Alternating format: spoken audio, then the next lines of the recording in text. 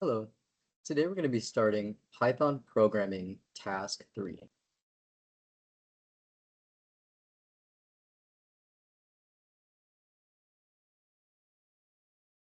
So in this task, we're going to be generating a simple list using our Python programming skill set. Let's go over some general Python notes first. Python provides several methods that you can use to manipulate lists. These methods make it easy to modify, search, and manage lists effectively.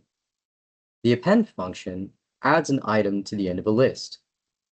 The remove function removes the first occurrence of an item from the list. And then the sort function sorts the items of the list in ascending or descending order. Something that's important to note is to use list methods in Python, you must invoke them on a list object using dot notation. So dot notation involves appending the method name to the list name followed by parentheses. Lists in Python serve as a versatile tool for managing collections of items, which is essential for scenarios like organizing product inventories in a grocery store. Lists allow you to store collections of items in an ordered, immutable, or modifiable way. Lists can contain elements of different data types, including numbers, strings, and even other lists. Remember that commas must be used to separate elements within a list. With list indexing, instead of getting a single character from a string, we're going to be retrieving an element from a list. Here's an example of a simple list generated through Python coding. In this list, different types of grocery store items are contained within brackets. When the print function is engaged, the output terminal contains the text or the strings contained within the grocery items variable list. Here's our task. We're going to go ahead and use this free IDE for Python coding available on Chrome browsers.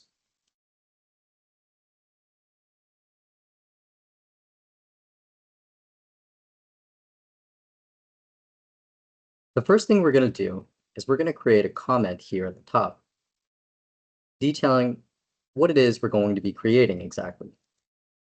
So for this assignment, we're going to be creating a general grocery store inventory list. The first thing we're going to do is we're going to assign the variable inventory. We're going to start with brackets, and then within these brackets, each item on the list is going to be a string contained within quotations. Remember to separate each element or string with a comma.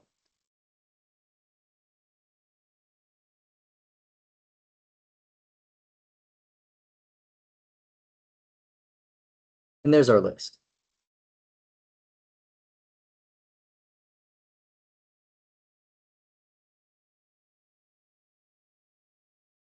All right, we're starting a second comment here. Just notating the fact that we're going to be adding an item to this list. And to do that, we're going to use dot notation. We're going to start with the previously assigned inventory variable up here, which is our list. And we're going to type inventory dot append, which is a feature we can use to add an item to the list. And we're going to add the string oranges to that list.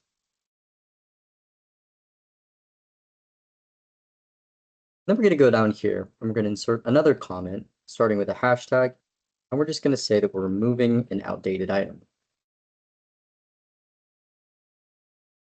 So to do that, we're going to go ahead and again start with the variable inventory.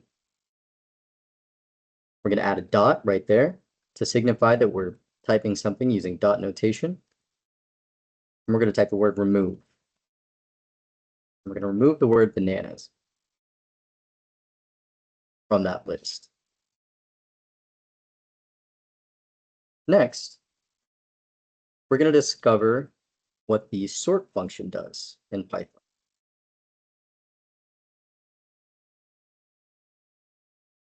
So again, we're going to type out that variable inventory, which contains our list. We're going to add a dot, and then we're going to type sort.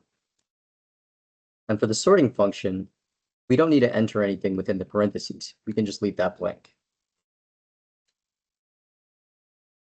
Right? Check the result. And to do that, we're just going to initiate a print statement here.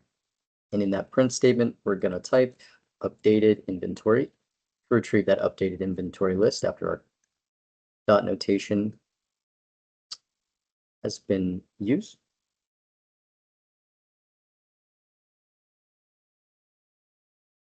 Right, updated inventory. I'm going to go ahead and type out that list. Okay. And when we execute this block of code, that's going to give us our updated inventory list, which contains apples, carrots, and oranges, with the word bananas removed from it, and the string oranges appended or added to our list. That concludes today's task. Thank you so much for watching.